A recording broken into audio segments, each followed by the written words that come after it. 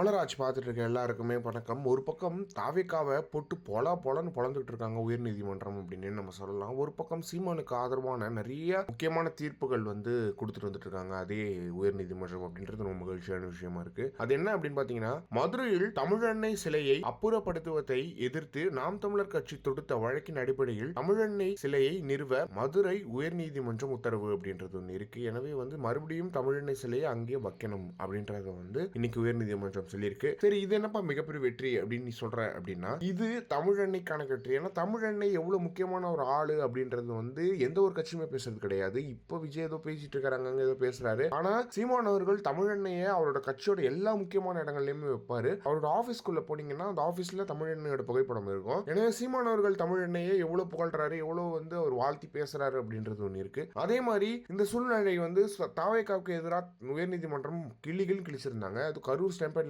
ரொம்ப மோசமா தலைமை பண்பே இல்ல விஜய்க்கு. விஜய் அவர் அந்த வாகனத்தை ஒப்படைக்கணும், அவர் பறிமுதல் செய்யுங்க அந்த வாகனத்தை அப்படின்னு சொல்லிட்டு ஒரு இடத்துலயுமே விஜயை போட்டு பொலன்னு பொழந்துட்டு வந்துருக்காங்க உயர்நீதிமன்றம் அப்படின்றது ஒண்ணு இருக்கு. ஒரு பக்கம் சாட்டைதுறை முருகன், ஒரு பக்கம் விடுமனு கார்த்திக் அப்படின்னு சொல்லிட்டு எல்லாருமே பொழந்துட்டு வந்துருக்காங்க. சீமானுக்கு ஆதரவா இந்த உயர்நீதிமன்ற வழக்கானது தீர்ப்பானது தாவேக்காவினர்கிட்ட கடும் கோபத்தை எழுப்பியிருக்கும் அப்படின்றது ஒண்ணு இருக்கு. எங்களுக்கு மட்டும் ஆதரவா ஒரு தீர்ப்பு கொடுக்க மாட்டீங்க, உங்களுக்கு ஏன்னா உங்க பக்கம் நல்ல ஒரு நியாயமே இல்லாத ஒரு அரசியல் அமைப்பு தான் நீங்க அப்படின்றது மறுபடியும் ப்ரூவ் ஆயிட்டு வந்துட்டு இருக்கு. இதை பத்தி நீங்க என்ன நினைக்கிறீங்க அப்படின்றது மறக்காம பாக்ஸ் சொல்லுங்க.